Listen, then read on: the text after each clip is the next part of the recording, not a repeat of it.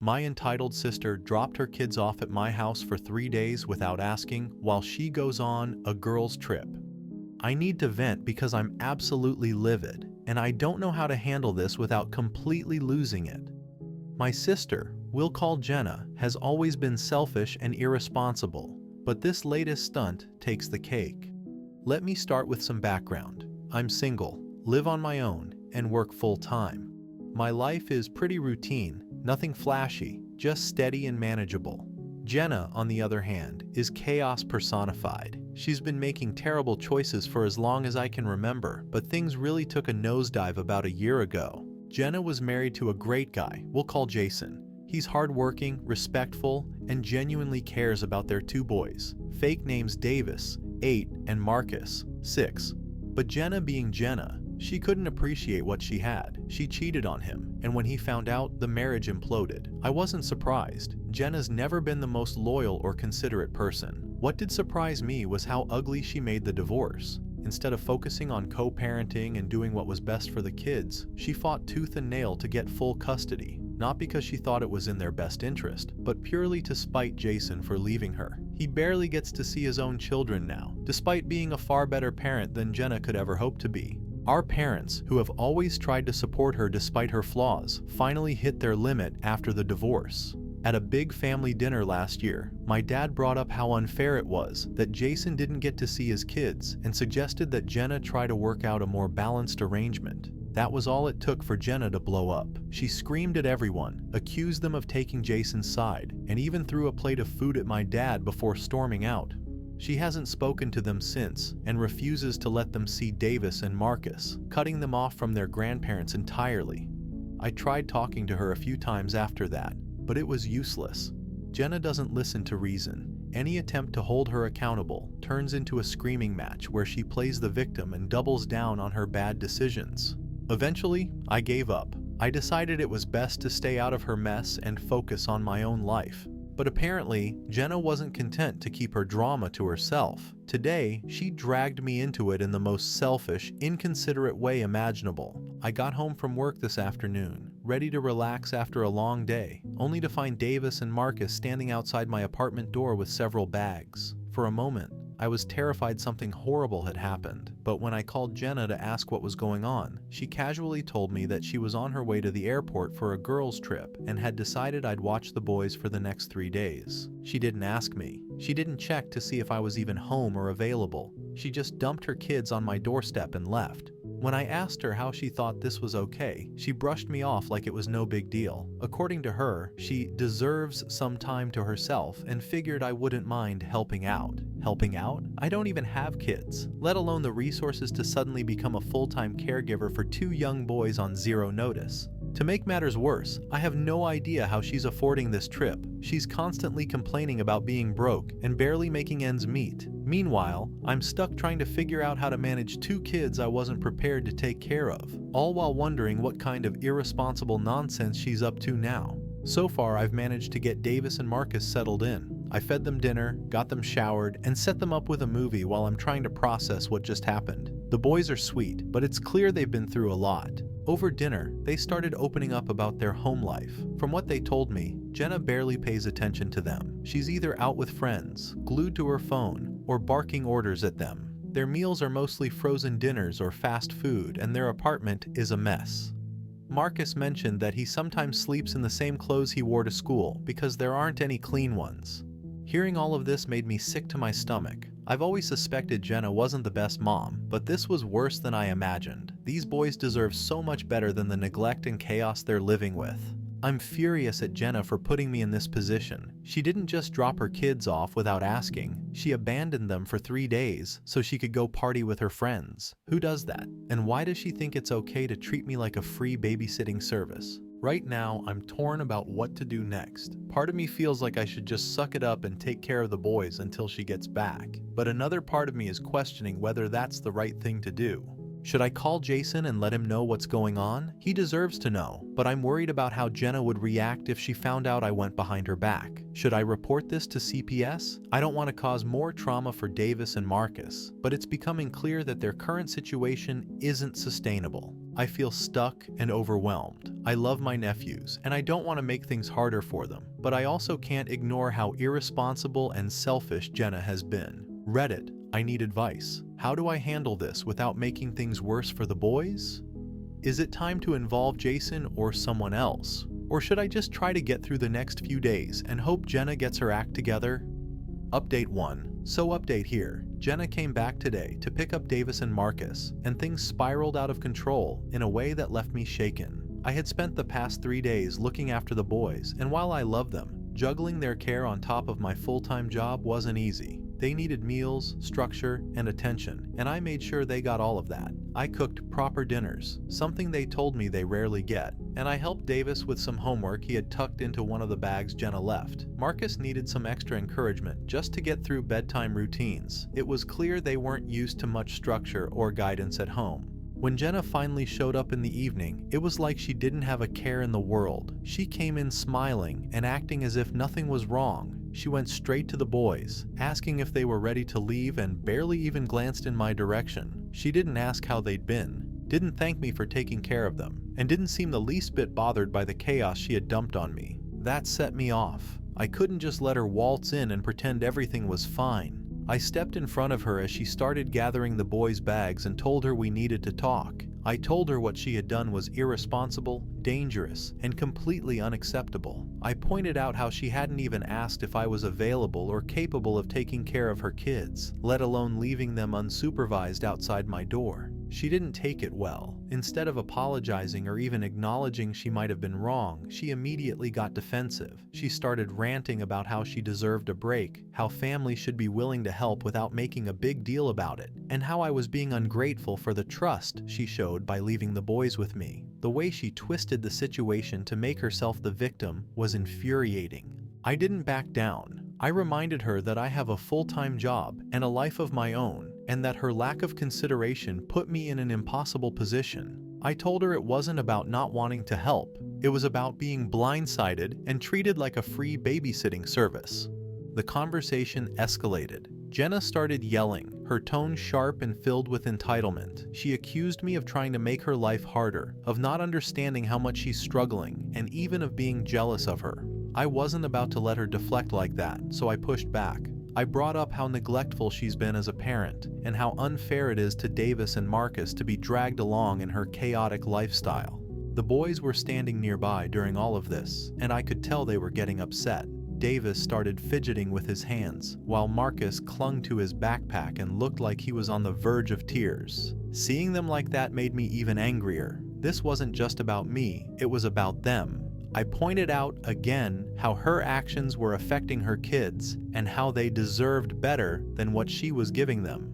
That's when Jenna completely lost it. She started shouting over me, saying I had no right to judge her, that I didn't understand what it's like to be a single mom, and that I was making everything worse by attacking her. She grabbed the boys by their hands, yanked them toward the door, and stormed out.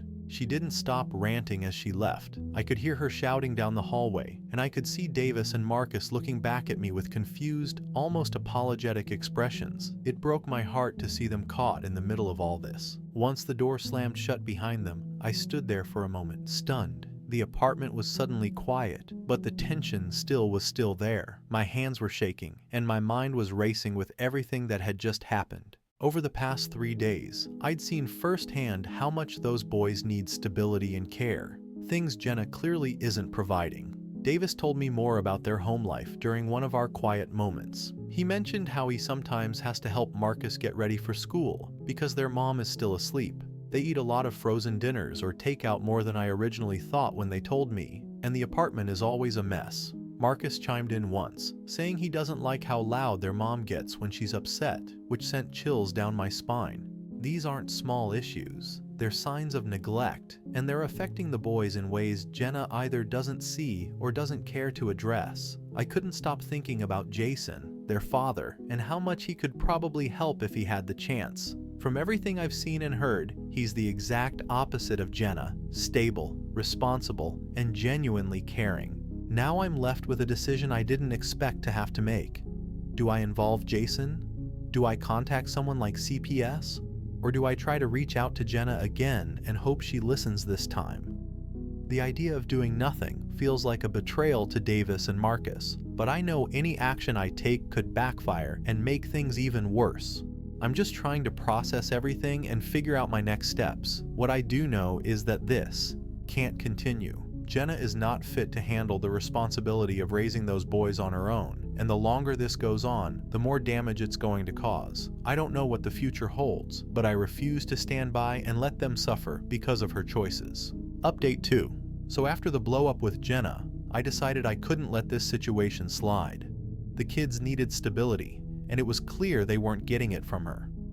The way Davis and Marcus had clung to me over those few days wasn't normal for kids their age, especially considering I'm not around them often. They were desperate for attention, structure, and even basic care, things their mother should have been providing. I couldn't stop thinking about what Davis had told me during their stay. I knew I needed to do something, but I also wanted to approach this carefully. Jenna was already volatile, and any direct confrontation seemed like it would only escalate things. Instead, I decided to reach out to Jason, their father, to see if he was aware of what was happening. Jason and I hadn't spoken since the divorce. He was always a good guy though, and from what I remembered, he genuinely loved his kids. The divorce wasn't messy on his end. It was Jenna who turned it into a battle, fighting for full custody and doing everything she could to cut him out of their lives. Jason had tried to stay in contact, but Jenna made it nearly impossible. I still had his number saved, so I called him one evening after work. He sounded surprised to hear from me but was open to listening.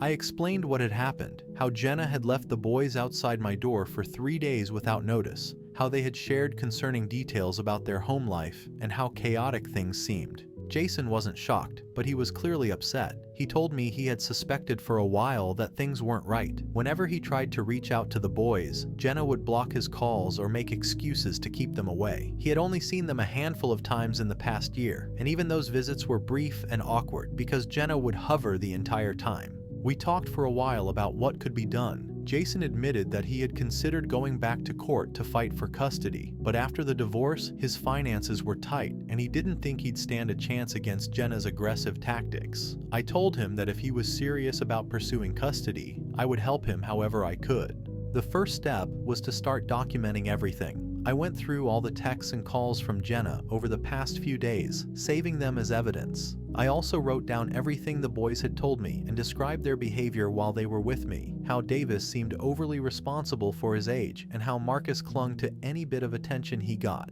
Jason, on his end, started gathering his own records. He pulled together old messages from Jenna, records of canceled visits, and anything else that could show how she had been keeping him from the boys. He also reached out to a lawyer for advice on how to proceed. The lawyer suggested we involve Child Protective Services, CPS, to assess the situation. While this felt like a drastic step, it also seemed like the best way to ensure the boys' safety. Jason agreed to file a report, citing concerns about neglect and unstable living conditions. In the meantime, I tried to stay in contact with Davis and Marcus as much as possible. I texted Davis a few times to check in, and his responses were always polite but short. I didn't want to push too hard, knowing that Jenna might see the messages and react poorly. Still, it was important to me that they knew I was still there for them. Jenna, of course, was completely oblivious to what was happening. She continued posting on social media about her nights out and self-care days, as if she didn't have a care in the world. Seeing those posts only fueled my determination to help the boys. After a few days, CPS conducted an initial visit to Jenna's apartment. Jason and I didn't know exactly what they would find, but we had a pretty good idea based on what the boys had described. Later, we learned that the caseworker noted several issues during the visit. The apartment was cluttered and dirty, the fridge was almost empty, and there was little evidence of a routine or structure for the kids. Davis and Marcus were interviewed separately, and while we don't know everything they said, it was enough to raise serious concerns. With the CPS report in hand,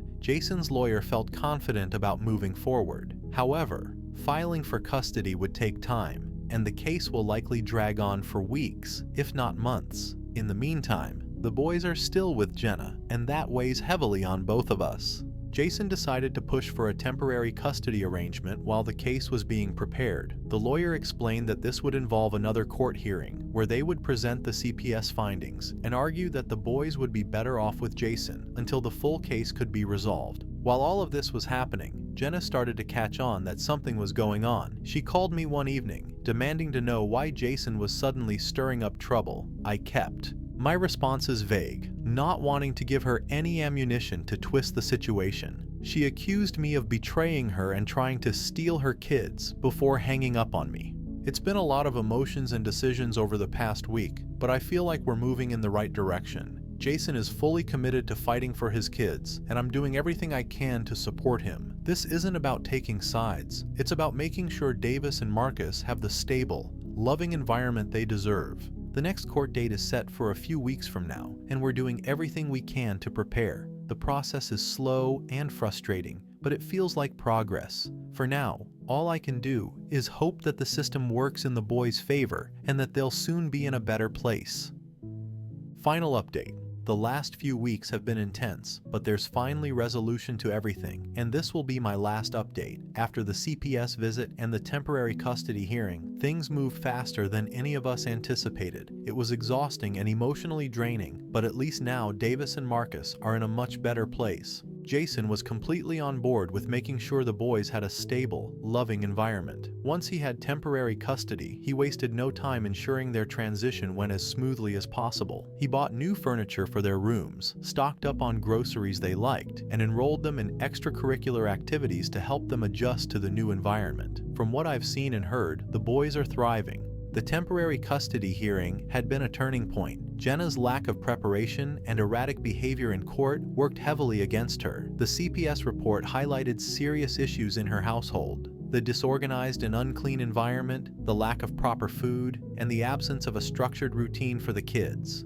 Coupled with Davis's and Marcus's accounts of their living conditions, it was enough for the judge to rule in Jason's favor. Davis, being the older brother, had shouldered so much responsibility in Jenna's care. He described how he would have to wake up early to get Marcus ready for school, ensure they had something to eat, and sometimes even walk Marcus to the bus stop because Jenna was still asleep or preoccupied. It wasn't fair for a kid his age to be burdened like that. Marcus's comments were simpler, but just as telling. He expressed excitement about having proper meals and having his dad around more often, which really struck a chord with everyone involved. The CPS findings, along with Jason's preparation, made the judge's decision for temporary custody straightforward. Jenna's behavior during the hearing didn't help her case. She showed up late, dressed like she was heading to a party instead of court, and rambled about how the system was rigged against her. She didn't bring any documentation or witnesses to support her case, and spent most of her time deflecting blame. The judge wasn't having any of it, and granted Jason custody on a temporary basis, with the understanding that a full custody hearing would follow soon after. When Davis and Marcus moved in with Jason, the change in their demeanor was almost immediate.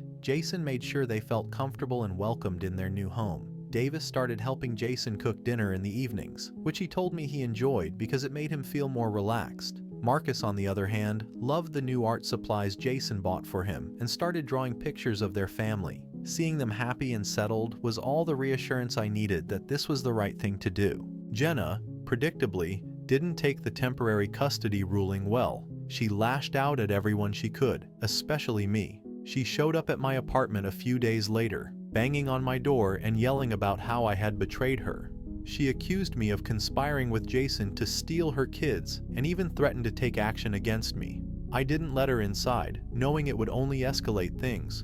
After a while, she left, but not before making enough of a scene for my neighbors to take notice. The final custody hearing was scheduled a few weeks later. Jason worked closely with his lawyer to build an even stronger case. CPS conducted additional follow-up visits to Jason's home, which showed that the boys were thriving under his care. They had a stable routine, their school attendance and performance had improved, and both boys seemed happier overall. Jason also gathered statements from teachers and neighbors who had noticed the positive changes in the boys since moving in with him. Meanwhile, Jenna continued to spiral.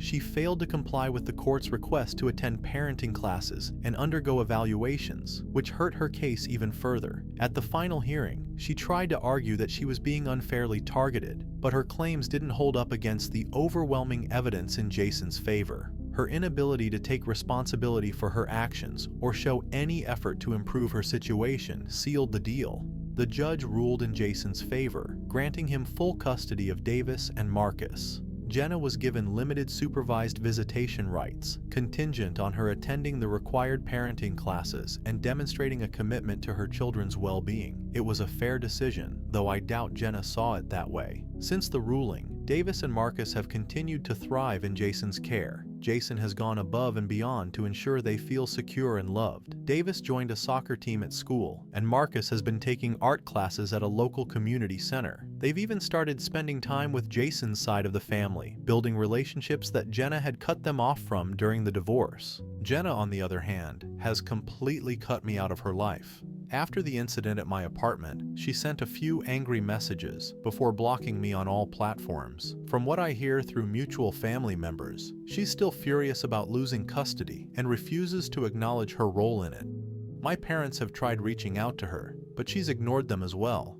I don't regret the choices I made. It wasn't easy, and it certainly wasn't pleasant, but it was worth it to see Davis and Marcus finally getting the care and stability they deserve. They're kids. They should be focused on school, friends, and hobbies, not worrying about whether their mom will remember to make them dinner or wake up in time to take them to school.